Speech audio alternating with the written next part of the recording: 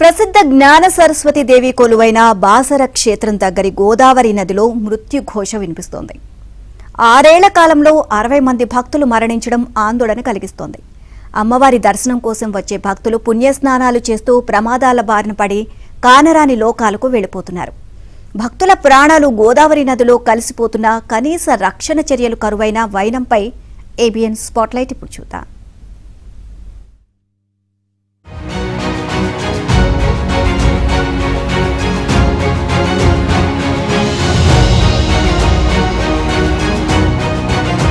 ఇది చదువుల తల్లి జ్ఞాన సరస్వతి దేవి కొలువైన ప్రసిద్ధ బాసర క్షేత్రం.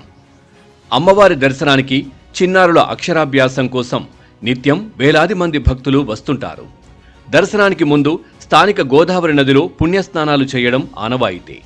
గోదావరి మాతకు పూజలు చేసిన అనంతరం భక్తులు అమ్మవారి ఆలయానికి వెళ్లడం సాంప్రదాయంగా వస్తోంది. అయితే వేద ఘోష వినిపించాల్సిన గోదావరి నది వద్ద తరచూ మృత్యుఘోష వినిపించడం ఆందోళన కలిగిస్తోంది. పుణ్య స్నానాలు చేసే క్రమంలో భక్తులు ప్రమాదాలకు గురై నీటిలో మునిగి చనిపోతున్నారు. మరికొందరు తమ వాళ్లను కాపాడే ప్రయత్నంలో ప్రాణాలు కోల్పోతున్నారు. ఇంకొందరికి బాసర గోదావరి తీరం ఆత్మహత్యలకు కేంద్ర బిందువుగా మారుతోంది. 2021 నుంచి ఇప్పటి వరకు 60 మంది భక్తులు గోదావరి నదిలో ప్రాణాలు కోల్పోయారంటే పరిస్థితి తీవ్రతకు అద్దం పడుతోంది.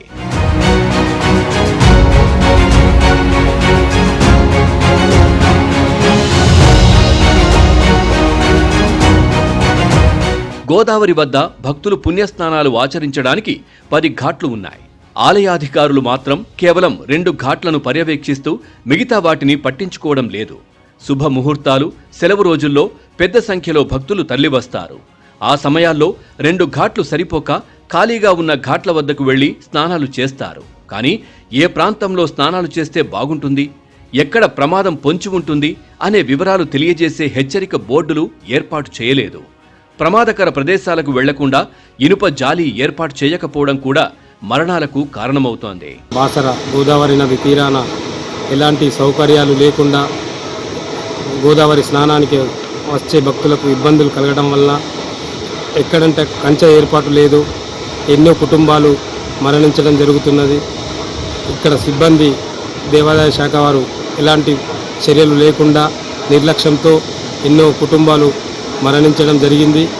ఇప్పటికైనా కంచె ఏర్పాటు చేసి గజయి తగాలను పెట్టి ప్రజలను ఎక్కడంటే అక్కడ స్నానాలు చేయనీయకుండా మొదటి ఘాటు వద్దనే స్నానాలు చేయిస్తే బాగుంటుంది.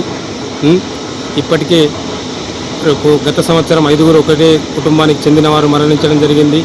3 రోజుల క్రితం హైదరాబాద్కు చెందిన ముగ్గురు అన్నదమ్ములు మరణించడం జరిగింది. వారి కుటుంబాలు శోక సముద్రంలో మునిగిపోతున్నాయి. దేవాదాయ శాఖ పరిశీలించి ఇక్కడ అన్ని సౌకర్యాలు ఏర్పాటు చేయాలని మేము కోరుకుంటున్నాం. ఇటీవల హైదరాబాద్కు చెందిన 3 అన్నదమ్ములు గోదావరిలో పడి మరణించారు. నీటి లోతు తెలియక, అక్కడ హెచ్చరించేవారు లేక నదిలోకి వెళ్లారు. ఒకరిని కాపాడుకునే ప్రయత్నంలో ఒకరు అన్నట్లుగా ఇలా 3 కూడా నీట మునిగి చనిపోయారు. నిజానికి సరిగ్గా ఏడాది క్రితం హైదరాబాద్కే చెందిన 5 గోదావరిలో ప్రమాదవశాత్తు మునిగి మృతి చెందారు. ఈ ఘటన బాసర చరిత్రలో అంతులేని విషాదంగా మిగిలిపోయింది. ఆ విషాద ఘటన నుంచి తేరుకోకముందే 3 అన్నదమ్ములు స్నానం కోసం గోదావరిలో దిగి మృత్యువాత పడడం బాధిత కుటుంబాన్ని శోకసంద్రంలో ముంచింది.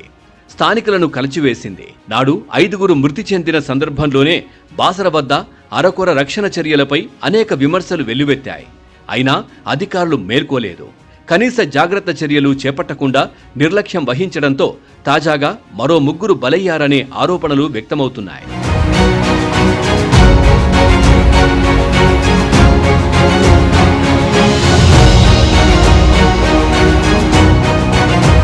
గత 6 ఏళ్లలో 60 మంది గోదావరి నదిలో మునిగి చనిపోయారు. 2021లో 10 మంది, 2022లో 12 మంది చనిపోయారు. 2023లో 11 మంది, 2024లో 10 మంది మృత్యువాత పడ్డారు.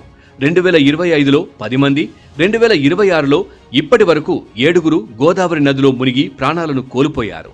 అయినా ప్రభుత్వం ఎలాంటి చర్యలు తీసుకోకపోవడం విస్మయానికి గురిచేస్తోంది.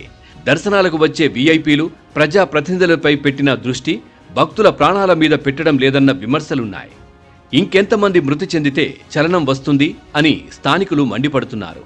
శాశ్వత ప్రాతిపదికన కనీసం 5 గజ ఈతగాళ్లను నియమించడంతో పాటు నది తీరంలో సూచిక బోర్డులు, ఇనుప జాలీలు, విద్యుత్ దీపాలు తదితరాలను ఏర్పాటు చేయాలని జనం కోరుతున్నారు. గత సంవత్సరము ఒక్కో ఇంట్లో 5 అన్నదమ్ములు చనిపోయారు. అప్పుడు ఆ రోజు మరి గత 2 రోజుల క్రితం 3 ఒక్కో కుటుంబానికి చెంది మరి 3 అన్నదమ్ములు చనిపోయారు.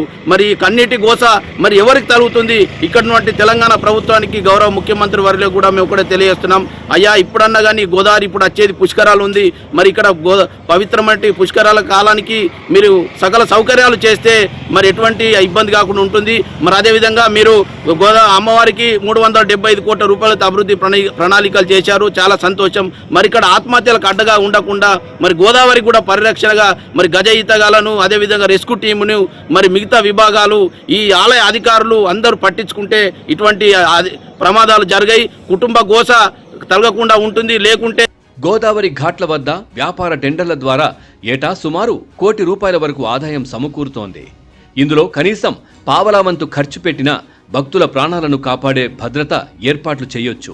కానీ తమ పరిధి కాదు అని ఆలయ అధికారులు మాకు సంబంధం లేదు అన్నట్లుగా సాగునీటి శాఖ అధికారులు ఒకరిపై ఒకరు నెపం నెట్టుకుంటూ కాలం వెళ్లదీస్తున్నారు. ప్రమాదం జరిగినప్పుడు హడావిడి చేయడం, ఆ తర్వాత దాన్ని పూర్తిగా మరిచిపోవడం పరిపాటిగా మారింది.